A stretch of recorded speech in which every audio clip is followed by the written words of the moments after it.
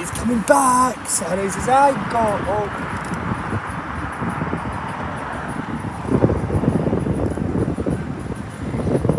Yeah. This is sightseeing.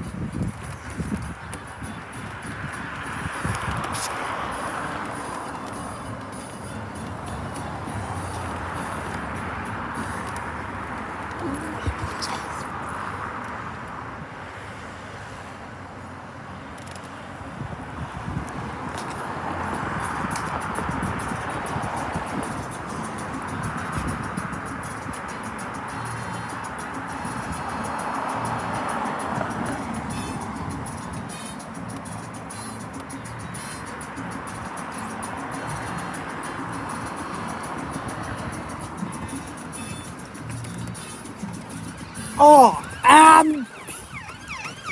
that's a Fiat!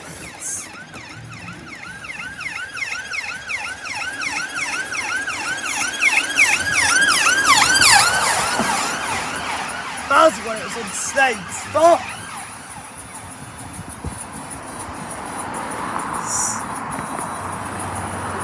That's going really, really fast.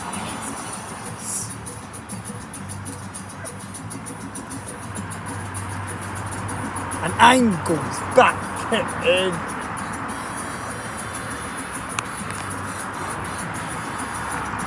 It locks his egg. Police. Ambulance and fire engine blue lights.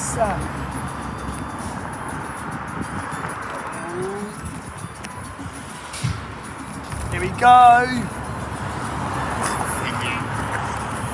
It does do it.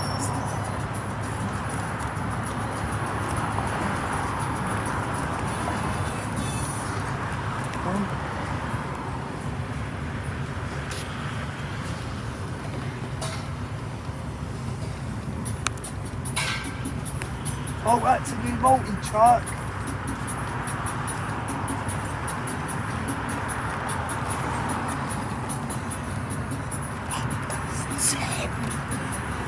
Oh no, it's a big truck! On board the City Sightseeing Bournemouth tour. Your route today takes us to Pool Quay via Sandbanks. Please remain seated whilst the bus is moving and ring the bell if you wish to get off at any of the stops along the route. We look forward to showing you the best of the local area and telling you about the history and the people who helped shape it into what it is today. Be sure to hold on to your ticket, which entitles you to 10% off any other city sightseeing tour operated in over 100 locations around the world. If you have any questions, please feel free to ask the driver, who will only be too happy to help. But please only do this when the bus has stopped. They have to get marks. As we head over the overpass, we see Bournemouth Pier jutting out into the English Channel to our right. Our award-winning beach is 9.5 miles long, stretching from Sandbanks in the west to Hindusbury Head in the east. To our left are the lower gardens, with the Bourne Stream from which the town gets its name. The name comes from the Scottish burn meaning a large stream or small river. Bournemouth prides itself with its wonderful gardens, the local parks department having its own nurseries, and a team of dedicated gardeners and greenkeepers tending to more than 1,000 hectares of green space, roughly 20% of the town. Coming up on our right is the Royal Bath Hotel, the very first hotel in Bournemouth. It was opened on the day of Queen Victoria's coronation in June 1838. As we travel down Westover Road, to our left is the Art Deco Pavilion Theatre, now nearly 100 years old. It hosts a back-to-back programme of plays, musicals, concerts and comedy, and it's also the home to Pavilion Dance Southwest, an inspirational charity that has, in the last 10 years, allowed more than 500,000 people from every section of society to experience the joy of dance. Look up to the right for more Art Deco buildings which used to house a number of hotels, an ice rink and 2 cinemas. One, the Wilmot, saw the Beatles play a 6-night residency in the summer of 1963, just before Beatlemania took the band around the world. The same year, the Wilmot also hosted the Rolling Stones and Cliff Richard and the Shadows. Bournemouth Square is really considered considered the centre of the town, with the main department stores and meeting places. Now pedestrianised, for many years, it was the main intersection where 7 roads from the north, the east and west met. A number of the original buildings surrounding the square were lost due to bombing during the Second World War, but nothing like the extent of Southampton to the east and Plymouth to the west. Through the centre, you'll see the garden stretching back inland in one direction and down to the seafront in the other, making a mile-long green corridor along the Bourne Stream, which gives Bournemouth its name. Former Prime Minister Winston Churchill holidayed in Bournemouth as a child, having a sail and model boat on the street.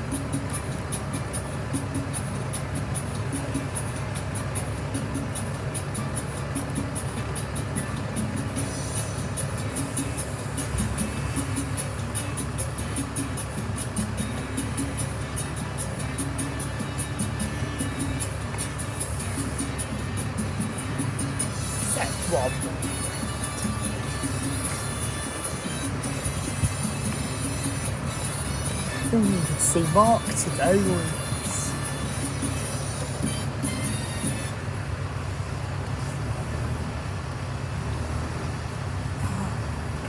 What time are we going to get GDZ? It's not. Toby Angle's going to have a plastic seat. We can't help it. We can't move anywhere. That's 17 drivers impatient. Not you, mate. Chicken fuck. Go on. Can't he be patient?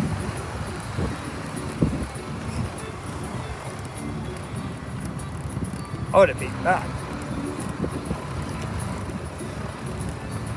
Thought we were broken down. I thought we were.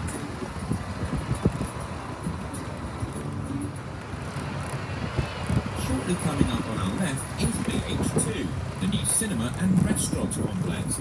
But this was once the site of the town's bus station, which was so large it had 2 levels. Between the 1930s and the 1970s, the bus station was buzzing with holidaymakers during the summer months. However, it was badly damaged by a fire during 1976. Although around 80 buses on the upper level managed to be driven out, 16 coaches on the lower level were destroyed, and the building was finally demolished in 1982.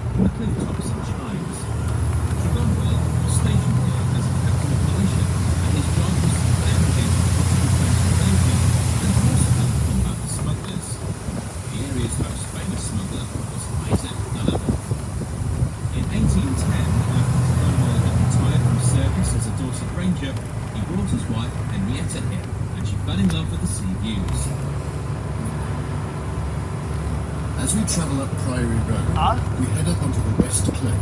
This area has an extremely wide choice of hotels and guest houses. There is something for everyone, from young person's budget accommodation costing £20 a night, through to the What's going there? choice of politicians attending party conferences, standing on the left just above a lift to the beach. The very big investments in more hotels, bars and restaurants reflects Bournemouth's potential as the South Coast's leading resort, and the fact that the area is very busy on weekends throughout the year. At the next roundabout, notice the mature pine trees that dominate the street scene from here on. 200 years ago, Bournemouth looked very different. It would have been bare and sandy heathland, like much of the New Forest to the east and Dorset to the west. But then landowners started planting more than 3 million Scots pines. This is partly to replenish the country's timber stocks after the wars with the French, and partly to cash in on the supposed health benefits of the sea air blowing through the pine needles. By the 1880s, the transformation was complete.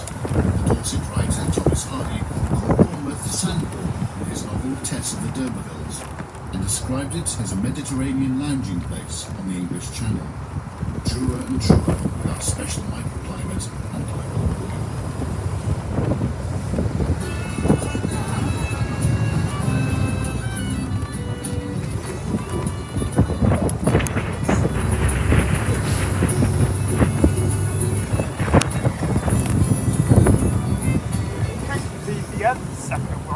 Let's drive deeper into the pine woods along a purpose-built scenic drive with amazing views of the coastline.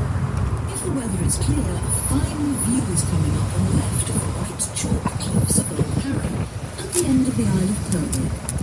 The road follows valleys called chines, transformed by the erosion of the sand and gravel into lush microclimates that entice the visitor to explore. We're following Durley Chine, and we will cross over Middle Chine and Allen Chine before meeting more of them later. These chines provided cover for smugglers moving contraband inland.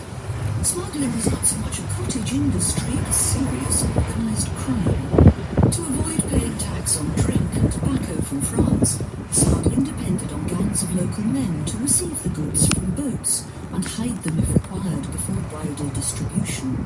The area was littered with tunnels and secret chambers to stash the contraband. The biggest boss of them all was Isaac Gulliver, who led a small army decked out in his own livery. When his home was demolished, it was found to contain a secret room only accessible through the door 10 feet up the chimney. The bus will be slowing down to cross some bridges and cross the chines. The most famous of the bridges was a rustic walkway where an accident occurred in 1892 that could have dramatically changed the whole course of history. The future Prime Minister and wartime leader, Winston Churchill, was a teenager on holiday with his younger brother and cousin. They chased him along the bridge. When he tried to jump across to a fir tree, he lost his grip and fell 30 feet to the ground below. He was unconscious for 3 days and bedbound for 3 months.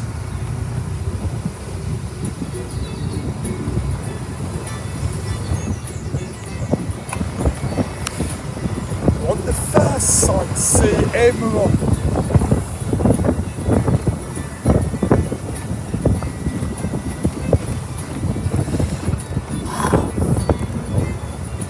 Parkless section. The chines provide a microclimate that allows plants from Australia, New Zealand, South Africa, Asia and South America to flourish. These award-winning tropical gardens were first established in the 1920s and replanted in 1996. Follow the well-marked plant trail through the yuccas and agaves, the plant from Mexico that is the basic ingredient of tequila. The name of this chine is alum chine, called after a substance that was produced here 400 years ago from minerals found in the sand. Alum was used to fix the colour of dyed cloth and for softening leather in the tanning process. Mining didn't carry on for long, but some claim that the first chemical industry in Britain was born in this area.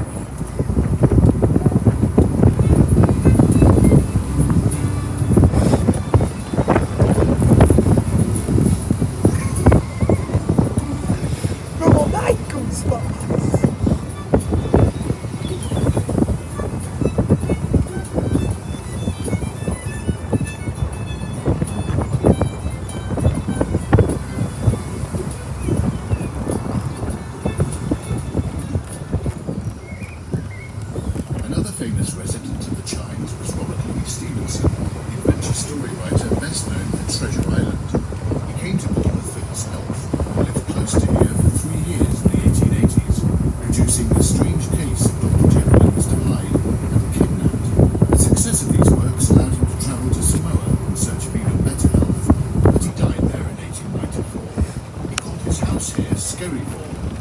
Scottish lighthouse built by his family. Scary was destroyed during the Second World War, but you can visit a memorial garden on its site. Finally got a VBJ finally. It's GDZ, the first one we got on of it.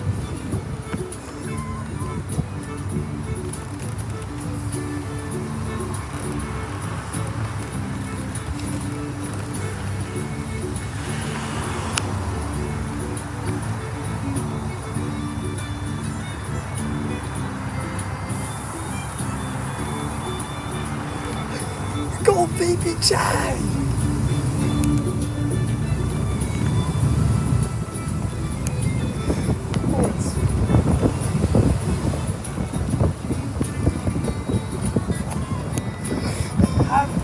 Should we get to Paul Key on this? Right.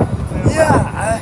So it'll be a big day when we do it on the other art seal. To the after one of the art kettles. Oh.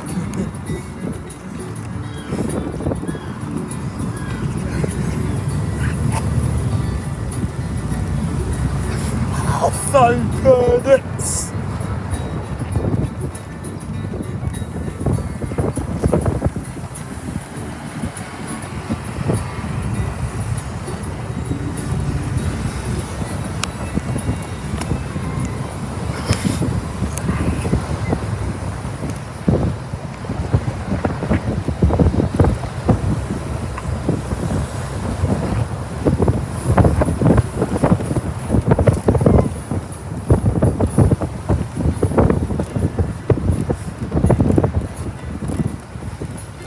Does Mark normally have GDZ? VBN? If Angel has this one. Oh, so Mark will probably have the other one with the red seats. He'll probably... Unless he does... He might have the hard seats, right? 3 open tops. No, if Angle's on this one. Yeah, VBN. Chased him on the front. Boutiques, delis and restaurants. Westbourne is known to its residents as the village and is admired for the friendly atmosphere of its streets and arcades. It has such a great reputation that Is it Angel? No, Dave talked about this morning. Very best British beer. Real ale from local producers like Ball and Woodhouse or the Roman Brewery.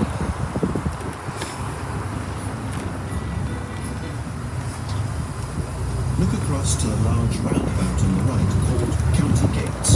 These days, you can see the offices of an insurance company, Liverpool and Victoria in the centre. But for many years, this was the boundary between the counties of Dorset to the west and Hampshire to the east. In 1974, Bournemouth and Christchurch were incorporated into Dorset, boosting the size of the small county enormously. Today, roughly half of Dorset's population, 700,000, lives in the poor Bournemouth conurbation.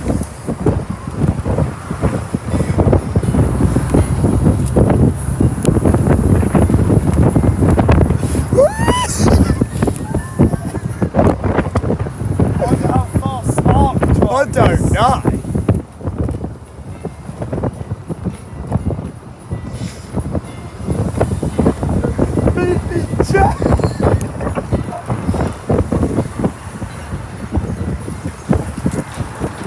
I will get one of those houses in the woods.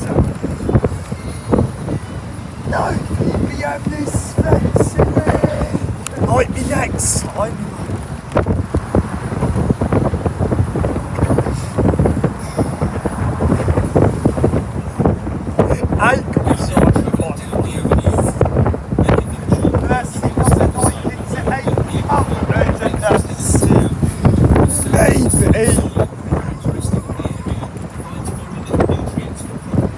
Still got one more to go on when we go home.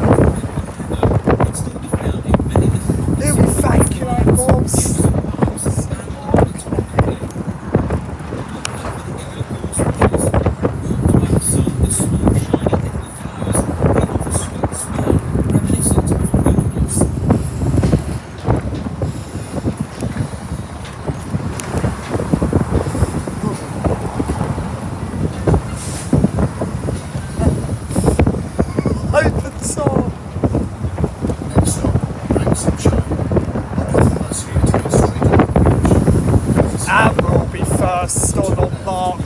on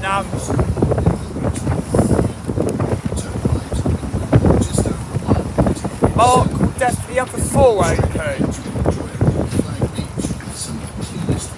Because Angle's got this. Beach is an elegant restaurant that is especially known for its variety of fresh fish daily. It's in an Art Deco building of the 1930s, which housed the country's first slave. With artificial sunshine and cultivated lamps all year round. If you look to the right as we climb the hill, you can see the start of one of the longest journeys, Sightseeing Bournemouth. It stretches inland for a mile and a half and is said to have been a regular route for smugglers as they headed inland. One visitor who appreciated the walks here was the poet John Etchman. He wrote, "Walk the asphalt paths of sunshine, in resin-scented air like strong cork wine." The houses either side of the Chine have some of the biggest plots in the area, affording maximum privacy, making them very desirable and very expensive. With many homes selling for over £1 million, electric gates and swimming pools and supercars at the more. In this area of Poole, comparisons with Beverly Hills are not unwarranted. The village at the top of the hill is an exclusive neighbourhood called Camford Cliffs. If you wish to visit Compton Acres Gardens, be ready to ring the bell in the village and hop off just after it. After a 3-minute walk, you'll be wandering around 7 distinct ornamental gardens, including an Italian garden and a Japanese garden with spectacular views across Poole Harbour. Someone has worked out that the average wealth of the residents at Camford Cliffs is within the top 2% of people in the country. If you look carefully, you can see some signs. Rolls Royces are commoner on the streets here than anywhere else. A hairdressing salon offers a valet parking service, and the luxurious cafes are designed so that you can both see and be seen if you wish. Camford Cliffs hit the headlines when a bank decided not to allow clients to use its branch unless they had an income of £100,000 a year. But that did not affect the village's reputation for a very friendly atmosphere. After the village, enjoy the gradual descent towards Poole Harbour, with many fabulous new houses being built on either side.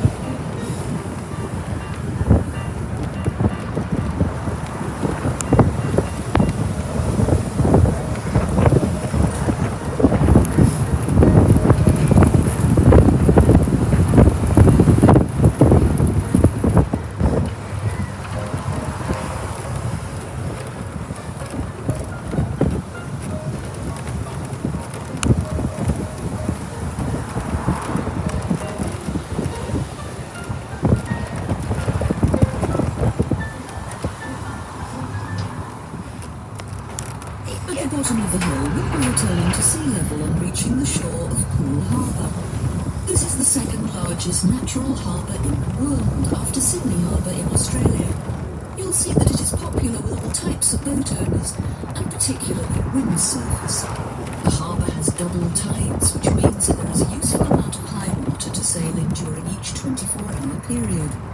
If you want to drive around the harbour, it's about 25 miles, but if you were to follow the shoreline closely, it would be about 5 times longer.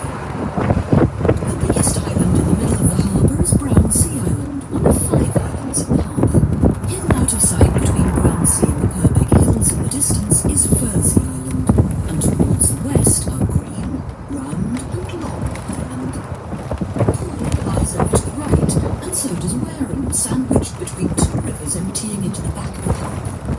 They are the River Frome and the River Piddle. That's a name which is back in favour after the starchy Victorian times when it was sometimes called the River Trent. An easy boat trip from Poole Quay will take you to Wareham for fish and chips on its quay, or a walk around its Saxon defences. If you look between the houses, Hello, you can Mark. see here on a thin spit of land between Poole Harbour to my right and the English Channel to my left. Where's Angles when it's sparkles? Could we actually get it on, young Mark? Could we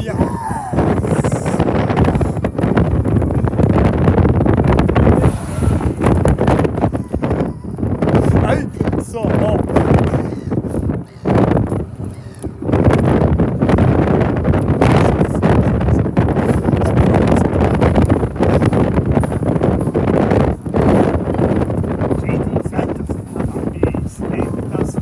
What did Mark play the seasons? The tip of the Sandbanks Peninsula has been called the Monte Carlo of the South Coast and has one of the highest land values in the world, just behind Tokyo and Manhattan. Until the 1920s, this place was covered in rabbit-infested sand dunes, but by 1999, plots were being bought and sold for more than £1 million. The most sought-after ones have water frontage, often with their own landing stage. This is a place where a developer might pay £5 million for a plot of land, tear down a perfectly good new house on it, and put up a steel and glass super home, selling for £10 million. As well as houses, there are a couple of hotels, shops, and places to eat, including Frankenstein's restaurants. The former Beatle John Lennon bought a house here for his aunt Mimi in 1965, and he would often visit to escape the limelight of the screaming fans. She continued to live here until her death in 1991. The following year, the house was bulldozed, and today a new house sits on the site. Coming up on the left is where cars queue for the ferry across to the perfect sandy beach of Shell Bay and the rest of the Isle of Purbeck. It only takes about 3 minutes and is great for pedestrians and cyclists too. Because of the very strong tidal currents that run through the harbour entrance, the ferry pulls itself along on 2 large chains. When the chains are worn out, they're used by local fishermen to provide moorings in the harbour. Beyond the ferry, we come to more fabulous properties, many lived in by well-known people such as Harry Redknapp. Harry's a local treasure in these parts because in his time he's managed Bournemouth, Southampton and Portsmouth. Wonder what bus Spark will have. I reckon GD's that. I reckon B, yeah, and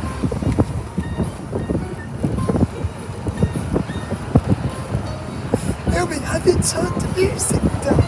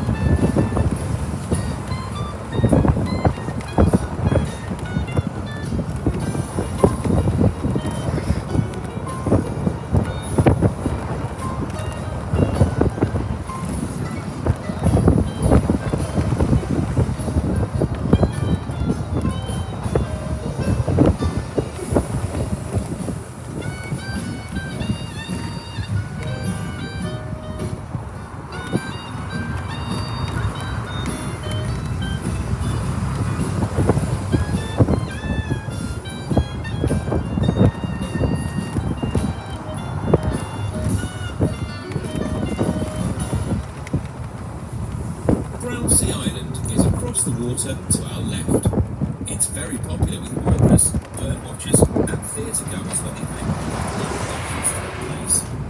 Brownsea Castle at the left-hand end of the island is leased to the John Lewis Partnership, the owners of the Waitrose supermarket chain and the John Lewis department stores. It's used for training and as a retreat for staff to stay in and enjoy sharing with the resident peacocks and red squirrels after the day trippers have gone home.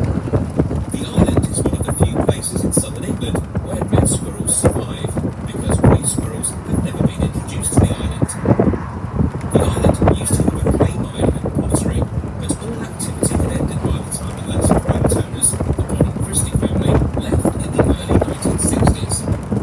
Brownsea is famous as the home of the Scouting movement. Scouting began in 1907 when Robert Baden Powell built the first scouting camp on the island. He'd been a British Army chaplain during the Boer War and saw a need for a military training in practical skills and leadership. Currently, over 31 million boys and girls in 216 countries are scouts and guides. You can see a bronze statue of Robert Baden Powell on Poole Quay, and Poole Quay is the place to get a boat across to Brownsea Island. Please ask the driver for more details.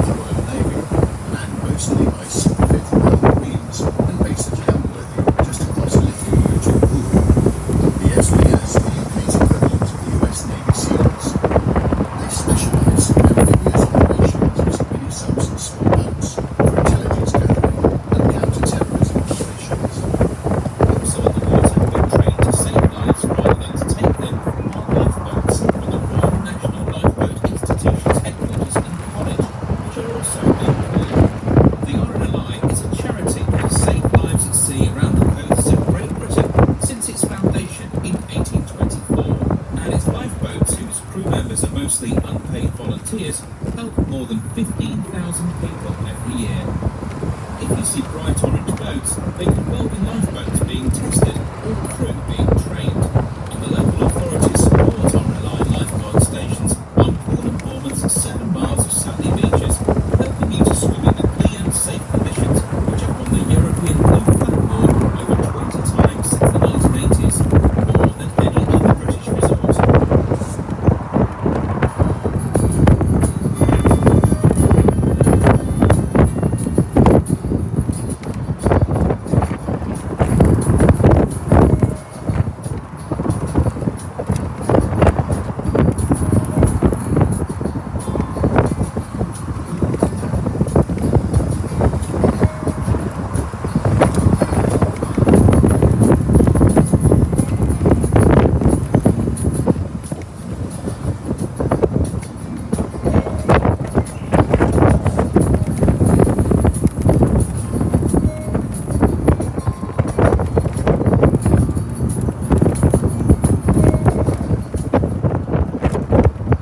We've been travelling through the area called Lilliput, and now we're beginning to get close again to shallow tidal inlets and reclaimed land on the left. The road narrows to go under a high railway bridge carrying the main railway line between Weymouth and London Waterloo. It takes about 2 hours by train to London. Some people commute there from this area every day. Further west of Wareham, a line used to connect with a branch line to Swanage, but it was taken up in the early 1970s. Soon after, a group of enthusiastic local volunteers joined together to reopen a short section of the track to steam trains. They've been so successful that special steam trains from London can now run occasionally between London and Swanage, and there are hopes of a permanent connection to the rest of the rail network.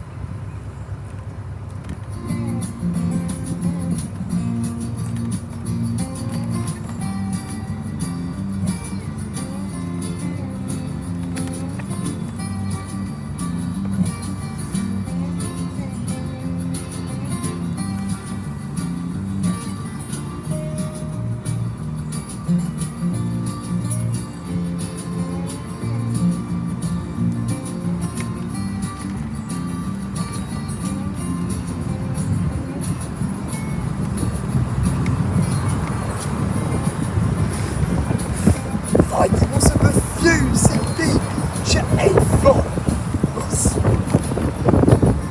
Is it? Yeah, I'm not second time. Yeah. He'll be to the seagulls, Gannon. For the second. It's Mark, the second driver. Sounds like it.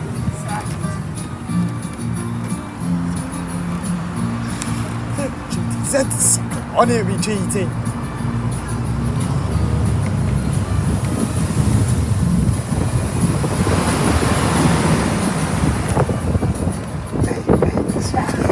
VBJ! That's what cherry they call VBJ. What? That's what cherry they call. Oh, yes, that.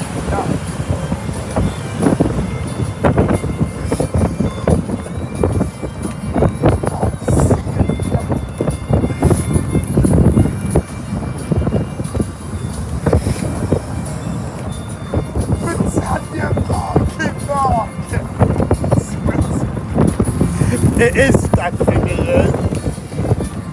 I want to wave to Mark when he comes in. I think he doesn't see. I think he makes a jump, does I? I know this one. It's Angel.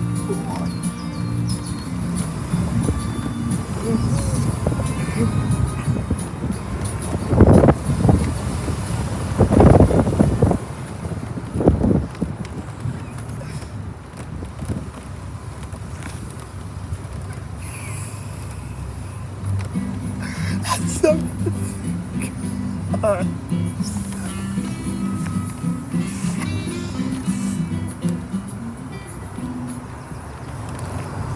We will shortly be slowing down to enter Poole Park, but first we pass Poole Civic Centre, which used to be the home of Poole Borough Borough Council until it joined up with Bournemouth and Christchurch in 2019 with the formation of BCP Council. The Civic Centre was built from Portland limestone in 1931 in the Art Deco style. On the outside, just below the cast iron and lead guttering, are 24 superb sculptured stone reliefs depicting historical events from the earliest times to the 20th century. Poole Park was constructed on land given to people of Poole by Lord Wimborne.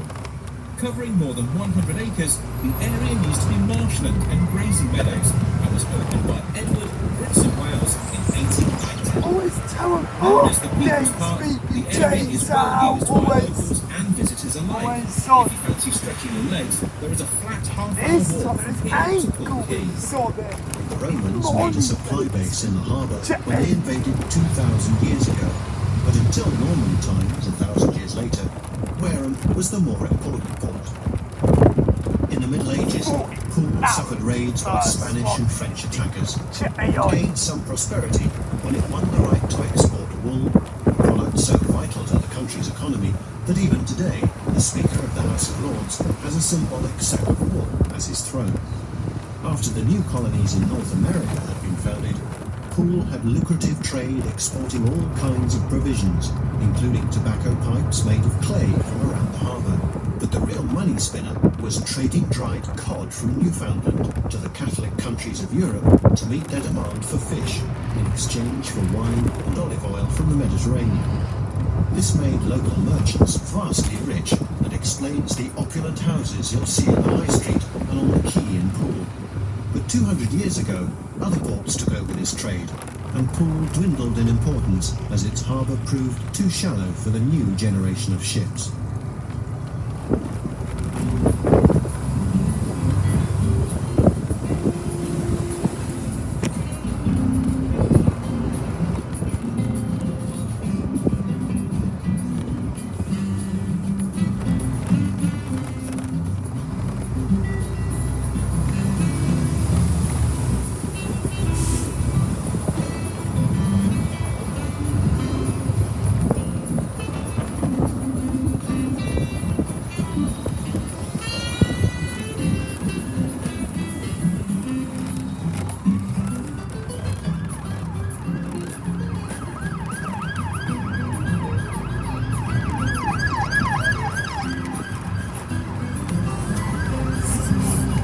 Seen all three on Blue Lights.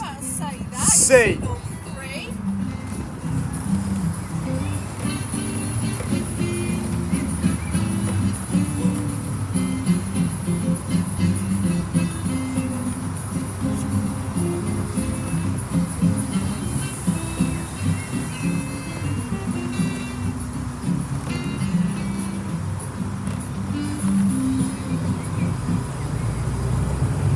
To our left is the main Poole bus station, and to our right is the lighthouse, Poole's Centre for the Arts. Housing a variety of different performance spaces, it is one of the largest art centres outside of London. As well as being home to the world-famous Bournemouth Symphony Orchestra, it has also hosted many famous bands from Oasis to U2, and singers Kate Bush and Tina Turner. Michael Jackson even played the venue early in his career as part of the Jackson 5. In front of us is the large Barclays House. The iconic building has dominated the centre of Poole for more than 40 years and, at its peak, employed more than 2,500 people. Locally, if you did not work there yourself, you would almost certainly know someone who did. To our left is the Dolphin Shopping Centre, formerly the Poole Arndale Centre, one of 23 Arndale centres developed in South Chippendale. The Arndale being a portmanteau of their names, Arnold and Chippendale. Whilst never being celebrated for its contemporary merit, it was one of the first American style shopping malls to be built in the UK.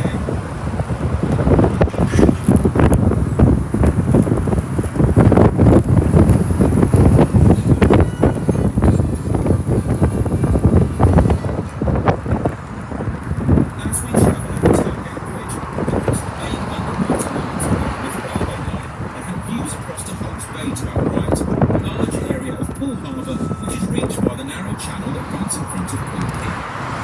This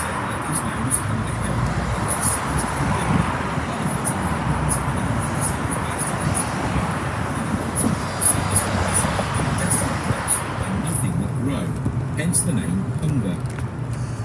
We will now be passing on our right a number of buildings of the RNLI.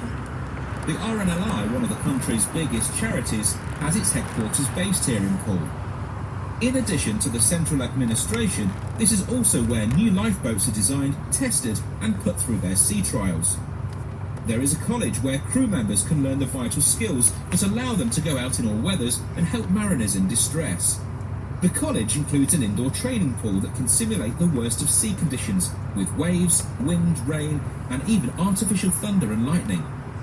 The pool also allows crews to practice their capsize drills with full-size inshore lifeboats that can be tipped over on purpose and then righted again, all inside the training pool.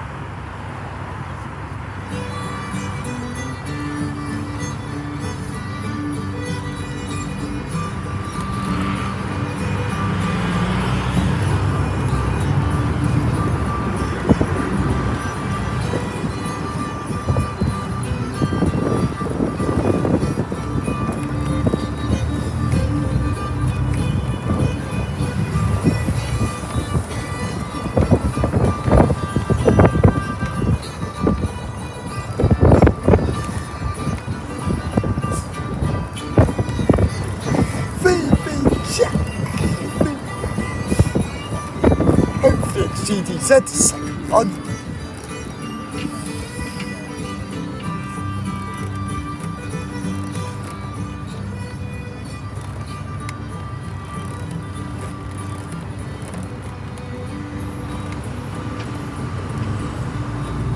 Too mid.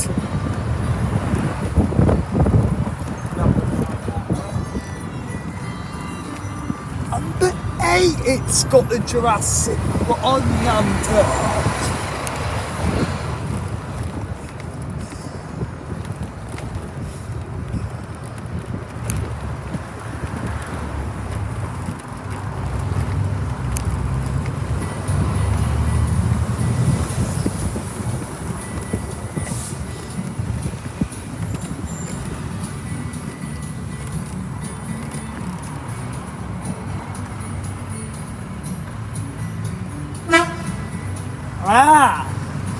Good job on GDZ. Good job. That was not even GDZ, it scared me. That was not even.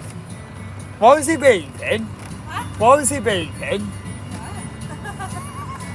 Come on this one.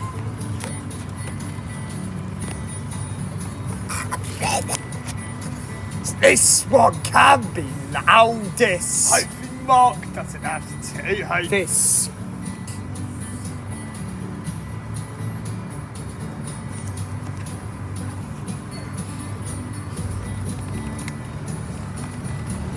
That's because it was in a well built up area, didn't it?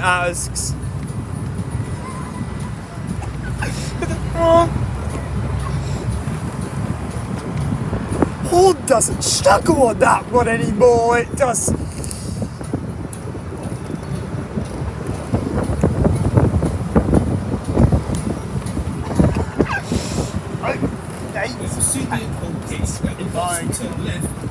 Danger would constantly Please remain seated until the bus has come to a stop. If you have a bus and boat combination ticket, please head straight to the blue City Cruises kiosk and on the quayside to reserve your place on your preferred sailing. There are lots of things to see and do on Poole Quay, but be sure to take a walk through the old town and see some of the historic buildings, with the oldest, Scatland's Court, and next to the Poole Museum dating back to the 13th century. The bus will leave from this stop on the hour every hour, and the last departure of the day is at 6 o'clock. If the quay is closed later for an event, please use the alternative stop by the multi-storey Quay Visitors car park.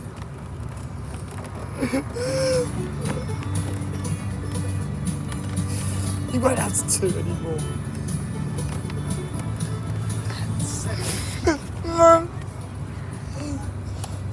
Oh yeah, we'll tell our sausage roll. We're not late.